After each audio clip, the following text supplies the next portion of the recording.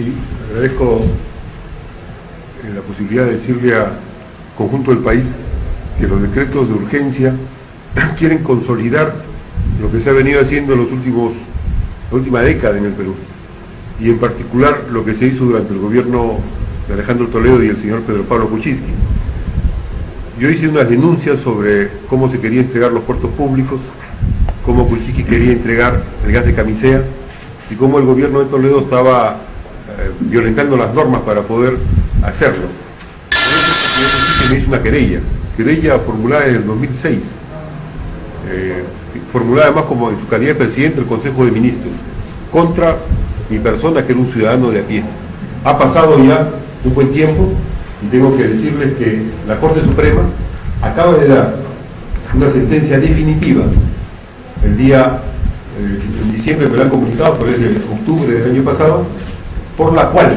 la Corte Suprema, de sentencia definitiva, me da la razón, me absuelve, dice que yo no he hecho ninguna difamación y que más bien los temas que he tratado son temas públicos, sobre los cuales los peruanos tenemos derechos de opinión. Y como tenemos derechos de opinión, es que sobre esos temas públicos yo voy a enjuiciar a Pedro Pablo Kuczynski y voy a enjuiciar a todos los responsables que tienen que ver con los actos que justamente hemos venido denunciando. Y por eso es que los decretos de urgencia están vinculados al tema. Quiero tocar un caso, el caso del gas de camisea. El gas de camisea fue descubierto y el gobierno de Toledo permitió, propugnó, incentivó que un lobista impenitente, un lobista consuetudinario como el señor Kuczynski, sea quien se haga cargo de hacer un gran faenón, un gran negociado. El gas de camisea la Shell lo devuelve y el Estado convoca para que se haga una explotación del lote 88. Luego, cuando ya está empezando, viene Kuczynski al gobierno y la Shell devuelve el gas del lote 56, que tenía ya 2 trillones de pies cúbicos comprobados, que valían 20.000 millones de dólares. ¿Qué hizo el señor Kuczynski y Toledo en el gobierno? Suspendieron el concurso convocado para que vengan varios a la oferta y lo entregaron a dedo, pero antes de entregarlo a dedo le cambiaron la calidad de reserva probada para convertirlo en reserva probable. ¿Qué significa esto? La reserva probada es de todos los peruanos, era del Estado, así lo había devuelto la Shell. A convertirlo en reserva probable se lo daban a alguien para que después lo titule a su nombre. Le regalaron al grupo Han hoy 20.000 millones de dólares, que es el punto de partida del gas megafeganón de camisea para la exportación. Kuczynski hace eso en el gobierno, con decretos supremos que firma Alejandro Toledo, y una vez que está ya encaminado la inversión del Estado y de todos los peruanos para la infraestructura del gas de camisea, Kuczynski sale del gobierno y con su empresa lobista Fils Capital y Westfield Capital lo que hacen es diversas negociaciones de inversión y de financiamiento para que Techín haga la construcción, salga el ducto, llega el ducto a Lima, Kuczynski regresa al gobierno, y cuando regresa al gobierno Kuczynski,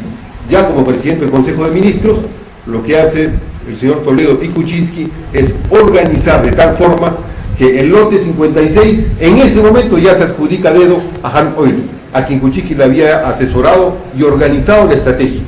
para la exportación. Luego hacen que el lote 88 se firme un decreto supremo para que el 50% de ese lote se destine como una hipoteca a la exportación. Sobre esa base, Kuczynski es que organiza un convenio supuestamente privado para la exportación con Perú LNG y le dan todas las facilidades tributarias. ¿Qué significó esto? Que 20.000 millones de dólares fueron utilizados por el grupo para organizar lo que Kuczynski y Toledo en ese momento establecieron en el Perú y hasta ahora está vigente. Esto es un monopolio extraterritorial. Desde la época de la introducción del petróleo en el siglo XX, no ha habido en el Perú una empresa que tenga estas facultades de soberanía sobre un recurso. En síntesis, cuando el Estado peruano actual le pide a la empresa que exporta el gas que le dé la factura de exportación, el Estado no la tiene. El Estado no sabe a qué precio se exporta, no sabe a quién se exporta, quién exporta, porque una vez que ha salido a la superficie es de propiedad absoluta del monopolio exportador, que tiene una condición de soberanía territorial sobre el control del gas. O sea, se le ha cedido la soberanía del Perú a un monopolio que lo saca el gas, lo transporta, lo procesa, lo factura, lo exporta a quien quiere, y en todo ese proceso el Perú no tiene ninguna posibilidad de control ni de intervención. Esa dinámica de darle un gas baratísimo, vendérselo a precio ínfimo, para venderlo al mercado mundial y quedarse con toda la ganancia, que significa que en menos de 6 años, los 3.000 millones de dólares aproximadamente que invirtió, ya recuperó como utilidad de 6.000 millones, o sea, ya recuperó la inversión y el doble, ya tiene una ganancia extraordinaria. Y los peruanos no tenemos gas, tenemos el GNP más caro de América Latina, ya se empezó a racionar el gas para las empresas mineras del sur y del norte, y dentro de poco se anuncia que va a haber la posibilidad de un colapso energético a comienzo del próximo gobierno, porque el ducto de Camisea está copado por la exportación. Esa organización de un monopolio extraterritorial en el gas fue producto de las normas, de decretos supremos y de la manera de gestionar el gobierno entre el señor Kuczynski y el señor Toledo. Y en el caso de Kuczynski, con todas las complicaciones de una acción lobista ya consuetudinaria y constante en su responsabilidad. Por eso es que ahora, cuando se plantea la derogatoria de los decretos de urgencia, hay que señalar claramente que lo que se requiere es recuperar el Estado de Derecho, lo que se requiere es recuperar la soberanía del país sobre nuestros recursos. Y uno de los temas fundamentales en los decretos de urgencia es tratar, en lo que da el gobierno actual, tratar de consolidar ese monopolio extraterritorial en el manejo del gas. Por eso es que los decretos de urgencia en su conjunto tienen que ser derogados.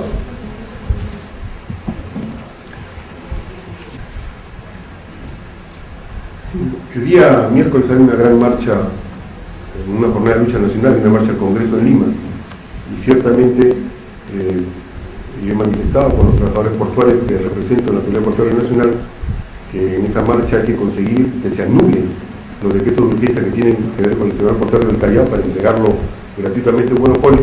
pero también que se respete la ley de protección del patrimonio de las empresas azucareras y que también se anule todo el resto de decretos de urgencia. Pero en el caso del señor Kuczynski, al haberle ganado en la Corte Suprema, lo que yo he conseguido es restituirnos a todos los peruanos la condición jurídica de que podemos opinar sin ser perseguidos, y que los lobistas impenitentes como Kuczynski ya tienen la posibilidad de ser enfrentados claramente sin la posibilidad de que recurran a la coacción o al chantaje. Y por eso es que en mi caso yo no voy a hacer una reclamación dineraria, lo que voy a hacer es una acción judicial para enjuiciarlo justamente por ser el capitoste, la cabeza, el lobista impenitente principal de constituir en el Perú un monopolio extraterritorial que domine el gas, que nos ha expropiado el gas a los peruanos y que nos está quitando la reserva estratégica energética a la nación. Y que caigan todo lo que tengan que caer. Entre ellos, hay una denuncia que está contenida en este libro, que del actual Ministerio de Energía y Minas contra el señor Toledo, contra los responsables de su gobierno, y están las acciones de Contraloría que señalan cómo está haciendo defraudación al fisco por los contratos del gas. Es el momento entonces de pasar a denunciar a Kuczynski como justamente la cabeza de toda esa ilegalidad que todavía está afectando a los peruanos y que quiere consolidarse con los actores de decretos de urgencia dados por Alan García. Señora Huertas, ¿cuáles son los riesgos de mantenerse estos decretos de urgencia?